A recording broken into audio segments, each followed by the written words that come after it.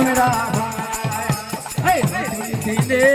নতুন পোশাক পরেছি আমরা 80 বছরের বুড়ি যে ভাই এখনো চুলে কলম